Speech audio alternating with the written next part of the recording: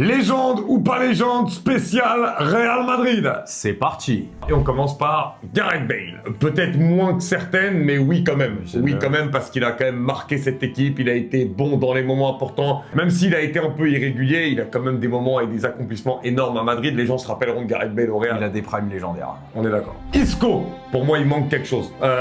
Attention, il a une saison qui mériterait d'être, et qui est pour moi, oui, légendaire. C'est la saison où il y a le retourné de CR7, etc. Cette saison-là où il gagne des champions d'ailleurs. Mais en termes de régularité, malheureusement, il n'y a pas assez. Surtout quand tu veux être à ce niveau-là au Real. Pour moi, ça manque un petit peu. Trop de blessures et puis effectivement, il n'y a que une saison ou deux saisons en tout cas. Effectivement. Pas légende du Real. Raphaël Varane. On est obligé de le mettre, même si c'est l'adjudant-chef de, oui, mais il a tout. de Ramos, mais il a tout en étant titulaire. Voilà, il a tout en étant titulaire, même si c'est pas le meilleur qu'on le il est quand même très fort. Mais il est là tout le temps quasiment. Donc il est quand même très bon. C'est légende du Real. Oui, Raphaël Varane est une légende du Real Madrid sans aucun doute. Mesut Ozil, on aurait pu s'il y avait eu un peu plus de longévité.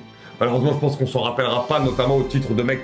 Enfin, on s'en rappellera pas comme on se rappellera par exemple de Bale, tu vois, qui n'est pas la plus grosse légende du Real, mais c'est quand même légendaire. 100 points, ah oui, non, mais il est exceptionnel sous Mourinho, mais de là à le mettre légende, pour moi, il manque quelque chose. Non. Et pour moi, quand tu veux être légende du Real Madrid aussi, ça va avec l'ADN du club, il faut gagner la Ligue des Champions. Je pense, ça me fait du mal de dire ça, parce que j'aime pas parler par le prisme des titres. Mais au Real, toutes les légendes du Real ont la Ligue des Champions. Je suis d'accord.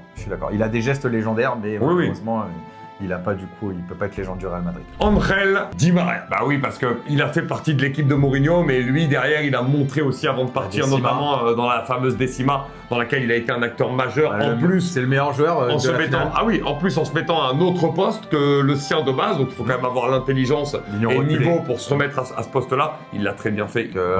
Et pour vous donne un joueur du Real Madrid dans les commentaires, vous nous dites si c'est une légende ou pas. Nacho est-il une légende du Real Madrid? Dites-le moi en commentaire.